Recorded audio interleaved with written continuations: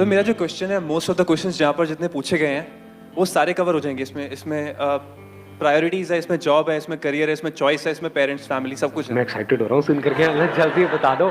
ऐसा क्वेश्चन तो मेरे को आज तक किसी ने नहीं पूछा। क्वेश्चन ये है कि how to deal with the issues when you have your own dreams what you want to accomplish versus family issues. अगर आपकी फैमिली आपकी ड्रीम्स के अगेंस्ट है, for example me, I am an engineering graduate गलती से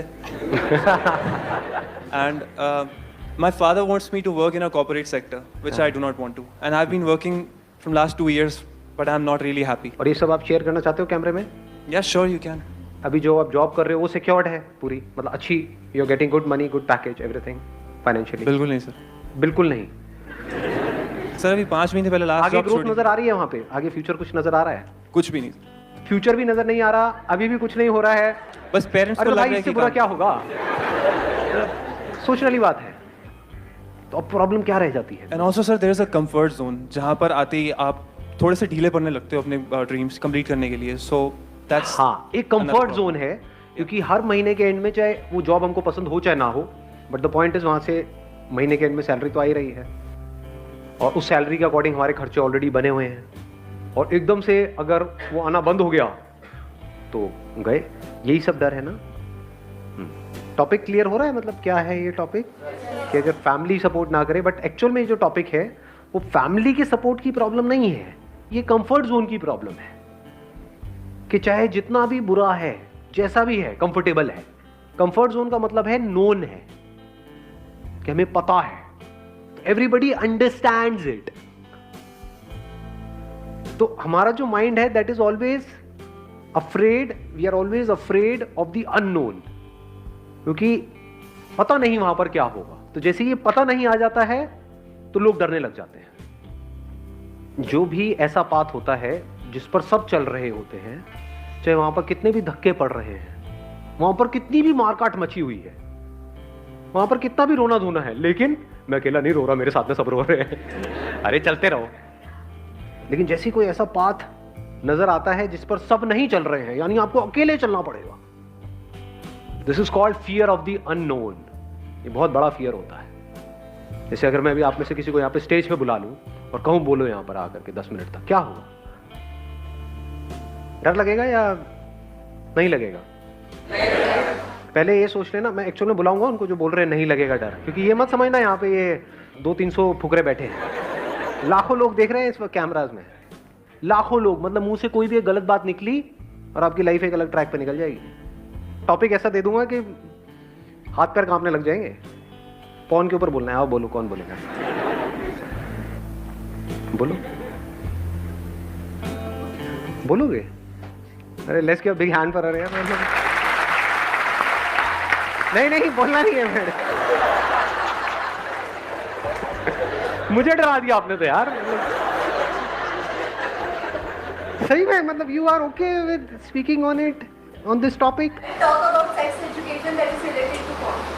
अच्छा, और पूरी दुनिया इसको देखने वाली है, you are okay with it? Yeah. आ जाओ, आप इधर आओ, बोलो क्या बोलते हो? Let's give a big hand for her. Wish you all the best.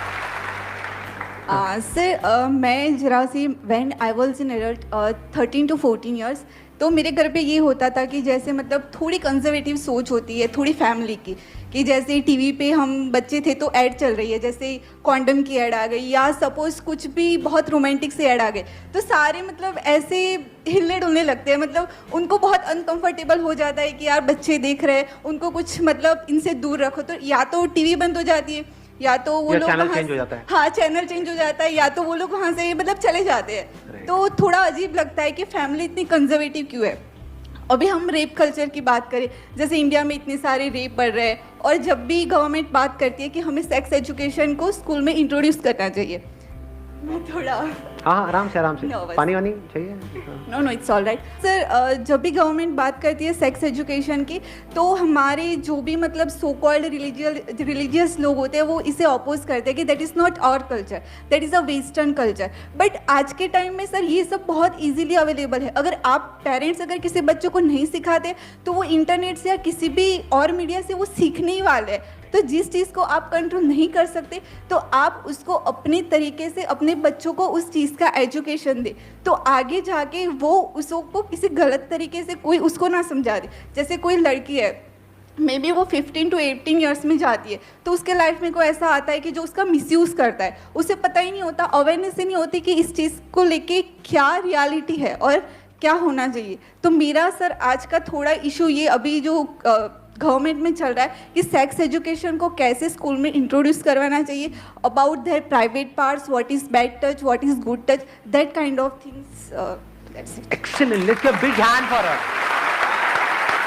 Wish you all the very best.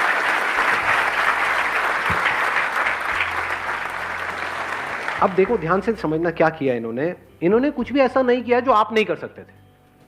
आप में से कौन है जो यहां पर आकर के ऐसे नहीं बोल सकता था या नहीं बोल सकती? बताओ। एनीबडी हु कैन से कि नहीं मेरे को ये बातें नहीं पता है, या मैं ऐसे नहीं बोल सकता, या मैं ऐसे नहीं सोचता? कोई है जिसकी सोच इनसे अलग है? या इन्होंने वही बोला है जो हम सबकी सोच है? यस और नो? यस और no? Anybody who disagrees with her? कोई नहीं, सब एग्री करते हैं। एग्री करते का मतलब क्या कि हम भी ऐसी सोचते हैं, लेकिन बोलने की हिम्मत नहीं है यहां पर आकर के। ये होता है अपने कंफर्ट जोन से बाहर आना। यही फर्क होता है उन लोगों में जो लाइफ में कुछ ढंग का कर जाते हैं और उन लोगों में जो बैठ करके सिर्फ तमाशा देखते रहते हैं। सुनने में कड़वा लगे लेकिन सच है। इतने सारे लोगों में एक ने अपना हाथ ऊपर किया और यहां पर आकर के बोलना, क्योंकि मैंने पहले ही बहुत डरा दिया था लाखों लोग देखने वाले हैं ये वो, still he has that courage to take a stand for what is right. तो यहां से हमको अगर आप ध्यान से समझेंगे तो प्रैक्टिकली ये समझ आ रहा है कि अपने कंफर्ट जोन से बाहर कैसे आते हैं। किसी के बोलने से नहीं आते। मैंने क्या कर रहा था? मैं आपको मोटिवेट कर रहा था यहां पर आने के लिए या डीमोटिवेट कर रहा था? डीमोटिवेट कर रहा था। अगर ध्यान से आपने समझा हो तो मैं आपकी वॉट लगा रहा था, सोचो जरा, सोचो सोचो सोचो, ये वो करके, और सब हो गए डीमोटिवेट, सबकी वॉट लग गई। लेकिन ये डीमोटिवेट नहीं हुई। क्यों? बिकॉज इन्होंने डिसीजन इसके बेस पे नहीं लिया कि मैं क्या बोल रहा हूं, मैं क्या नहीं बोल रहा हूं। इनके अंदर से आया कि हाँ, ये this topic is close to my heart and I want to speak on it no matter what. दुनिया जो सोचती है उनकी प्रॉब्लम है, राइट? हाँ, ये थॉट प्रोसेस होती है उन लोगों की जो लाइफ में कुछ अलग करते हैं। इस अलग करने को ही सक्सेस बोलते हैं, अगर एक्चुअल में आप सक्सेस का मतलब समझोगे तो। यानी जो सब कर रहे होते हैं उससे थोड़ा सा अलग, या जो सब कर रहे होते हैं उसी को अलग तरीके से। ये दो ही चीजें होती हैं। हाँ, आप बोलिए। सर, एक्चुअली मेरा बचपन से ही ड्रीम था कि मैं अपना ओन बिजनेस स्टार्ट करूं, बट मेरे पास कैपिटल नहीं था मेरा बिजनेस करने के लिए। दैन मैं दुबई गया अपना बिजनेस के लिए पैसे इकट्ठे करने। मैं वहाँ पे गया था, सिर्फ मेरा माइंडसेट ये था कि मैं कुछ अर्निंग करूं, दैन इंडिया आके अपना बिजनेस स्टार्ट करूं। बट वहाँ पे मुझे इतना अच्छी प्रोग्रेस मिली। मैं 4 साल रहा, एक ट्रिप की, दैन अगेन मैं गया वहाँ पे। इतना अच्छा सब कुछ मुझे मिला, अच्छी सैलरी, सब चीज़ अच्छा था। बट फिर भी माइंड में वही था कि इंडिया आके बिजनेस करना है, लाइक अंबानी। अभी मैं 5 महीने पहले इंडिया आया दुबई से, तो मेरी और इंक्रीमेंट कर रहे थे जो मेरे बॉस थे। बट अभी मैंने स्टेप लिया, नहीं, अगर अभी नहीं कर पाया तो फिर कभी नहीं कर पाऊँगा। बट अभी यहाँ पे बिजनेस जो स्टार्ट किया है, इसमें कभी कभी ऐसा फील होता है कि वो ऑप्शन ज़्यादा बेटर था। इन्होंने एक बड़ी कमाल की बात बोली, अगर आपने ध्यान से सुना हो तो, कि इन्होंने जॉब को छोड़ा और अपना बिजनेस स्टार्ट किया। अब इनको ये लग रहा है कि यार वो जॉब ही अच्छी थी, मान लो, या उस जॉब में भी प्रोग्रेस की कोई कमी नहीं है, वहां पर भी हम आगे बढ़ सकते थे। तो अब ध्यान से समझना, कंफर्ट जोन से बाहर निकलने का मेन पर्पस क्या है? क्या ये है कि हम ये छोड़ करके वो करें? क्योंकि जो भी करोगे उसके भी अपने प्लस माइनस होंगे। क्योंकि जब तक कोई चीज, जैसे बोलते नहीं, कहावत नहीं, दूर के ढोर। हाँ, तो दूर से बड़ा अच्छा लग रहा था बिजनेस बिजनेस, कि मैं बिजनेस करूंगा, मैं ये मैं वो। जब जाते हैं, वो करते हैं प्रैक्टिकली, तब हमें समझ आता है कि वो मेरे लिए है या नहीं है। तब ये भी समझ आता है कि जो हम पहले कर रहे थे वो मेरे लिए है या नहीं है। तो कंफर्ट जोन से बाहर निकलने का मतलब ये है कि एटलीस्ट जो भी आप रिस्क लेना चाहते हो अपनी लाइफ में, अभी टाइम है आप लोगों के पास में, लो तो सही। अब इन्होंने रिस्क लिया, इसका मतलब ये नहीं है कि वहां से निकलोगे तो बिजनेस आप करोगे तो उसमें सक्सेसफुल होना है, नहीं।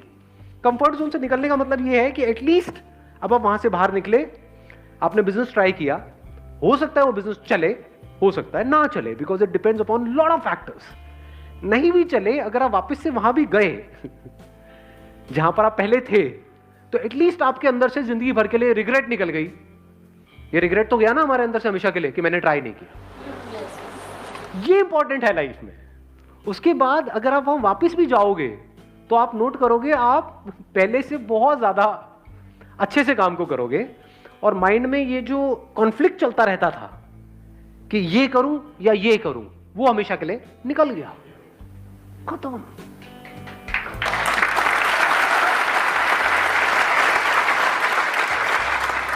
क्योंकि कोई भी चीज करके ही समझ आती है, बिना करे नहीं समझ आती। अब मैं आपको, मेरी बेस्ट विशेस आपके साथ में है। I wish from the bottom of my heart कि जो आप कर रहे हो उसमें आपको सक्सेस मिले, 0.1% ना भी मिले because of whatever reasons, और आप वापस भी जाओ तो अब एटलीस्ट वहां पर जहां भी आप जाओ वहां पर खुश रहो। लाइफ में ये सबसे इंपॉर्टेंट है। अभी भी ये चीज़ बहुत डिस्ट्रैक्ट करती है। जैसे कंटिन्यू उधर की जो कंपनीज थी वहाँ पे जो मेरा लिंक था, आई वाज इन सेल्स, तो अभी भी ऑफर्स आते हैं तब माइंड बहुत डगा जाता है कि हाँ। क्या करना चाहिए। और वो इसीलिए ऑफर्स आ रहे हैं क्योंकि वहां पर Reason आपने because- बहुत अच्छे से काम किया। Because I know the 2 languages, हाँ। Iranian and Arabic, that's why. मतलब अगर इसको सिंपल वे में देखा जाए तो you were an asset to those organisation जहां पर आप काम कर रहे थे, है ना? यस उनके लिए आपकी वैल्यू है। यस। अगर नहीं होती तो ऑफर्स भी नहीं देते, तो इसका मतलब वो तो दरवाजा आपके लिए खुला ही है। तो अब आप अपना एक माइंड मेकअप कर सकते हो कि मेरे को अगले 1 साल तक लग करके उसके ऊपर एक्ट करना है, और फिर 1 साल बाद देखना है कि इसमें से क्या निकल करके आ रहा है। अगर तो कुछ निकल के आ रहा है तो बहुत बढ़िया है, नहीं तो I will go back there. But you must give it a shot, क्योंकि बिना दिए वो समझ नहीं आता। इससे आपको भी आंसर मिला अभी कि अभी आप कह रहे हो कि जहां पे मैं काम कर रहा हूं वहां पे पैकेज भी इतना तगड़ा नहीं है और फ्यूचर भी इतना स्कोप नजर नहीं आ रहा है, तो एटलीस्ट आपने अपने एंड पे कुछ करने की कोशिश करी। ज्यादा से ज्यादा क्या हुआ, पेरेंट्स ने कुछ टाइम तक बोला, वो तो अभी भी बोल ही रहे होंगे किसी ना किसी बात पे, बाद में भी क्या बोलेंगे ही, क्या बोल रहे होंगे, अभी ये बोल रहे होंगे कि तेरा भाई देख, तू खुद को देख, ये वो तब भी तो यही बोलेंगे, इससे ज्यादा क्या बोलेंगे, सोचने वाली बात है। हम बस कई बार क्या होता है, प्रॉब्लम्स को ओवर एस्टिमेट कर रहे होते हैं अपने माइंड में। इंडिया में किसी के माँ बाप में इतना दम नहीं है कि अपने बच्चों को डिसोन कर दे, नहीं है दम। अब भैया वो टाइम गया कि 20 बच्चे हैं, 40 बच्चे हैं, 50 बच्चे हैं, कि नाम ही नहीं पता माँ बाप को, 2 बच्चे टोटल है। बच्चों में जान अटकी पड़ी है माँ बाप की। कभी आपने थोड़ा सा नौटंकी के लिए भी बोला ना कि हाँ मैं घर छोड़ के जा रहा हूँ, नींद उड़ जाएगी आपके घर वालों की। कभी करके देख लेना, ये नौटंकियाँ करी भी होंगी, मैं करके क्या देख लेना। मैं बड़ी करता था बचपन में, मतलब जरा सा कुछ हुआ पापा मेरी बड़ी पिटाई करते थे, मतलब बचपन में खूब मार खाई है। जब भी पिटाई होती थी मैं जा रहा हूँ घर छोड़ करके, छोटा सा होता था, घर छोड़ के चला गया, पीछे पार्क में बैठा हुआ, फिर मम्मी आती थी मनाने के लिए, नहीं नहीं बेटा आ जा, मैं नहीं आ रहा, मैं यही सोऊंगा आज रात को, मतलब नौटंकिया। तो कहने का मतलब है हम बहुत ज्यादा ओवर एस्टिमेट कर रहे हैं इन चीजों को, कि वो क्या कर देंगे, क्या कर देंगे, मार देंगे, समझ लो, क्या बोलेंगे ही तो बोल तो अभी भी रहे हैं। एटलीस्ट क्या हुआ कि आपने अपना जो भी ड्रीम है, अब उस ड्रीम में आपको सक्सेस मिलेगी या नहीं मिलेगी, नोबडी नोस। अब प्रॉब्लम कब होती है, जब हम चाहते हैं कि कोई आकर के ना हमको श्योरिटी दे दे कि मैं ये छोड़ूंगा, ये करूंगा, यहां पे मुझे सक्सेस मिल जाएगी। याद रखना मेरी इस बात को अच्छे तरीके से, गांठ बांध लेना, कोई भी बंदा आकर के अगर आपको इस तरह की श्योरिटी दे रहा है ना, चोर है 1 नंबर का वो बंदा। वो अपना काम निकालेगा और आपको साइड में करेगा। जो भी बंदा जिसको आपसे कुछ नहीं चाहिए, वो कभी भी आपको श्योरिटी नहीं देगा, आपको सही सलाह देगा। तो मैं आपको बिल्कुल एक अनबायस्ड एक सही सलाह दे रहा हूं। वो सही सलाह क्या है, अगर एक्चुअल में आपके अंदर से आ रहा है कि यार ये तो करना ही है लाइफ में, एक बार तो ट्राई करना है, तो करो ना। फेल हो गए तो जो कर रहे थे वही करते रहना बाकी पूरी लाइफ। एटलीस्ट ट्राई तो करो, और क्या पता सक्सेसफुल ही हो जाओ वहां पे, क्या पता सक्सेसफुल हो ही जाओ। अभी आपने अंबानी का नाम लिया, क्या पता दी नेक्स्ट, क्या सरनेम है आपका, कमानी।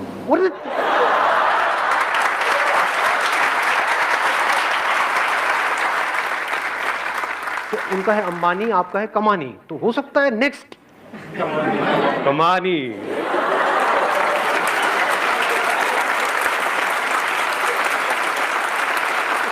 चलिए, wish you all the very best, thank you so much for coming and see you soon.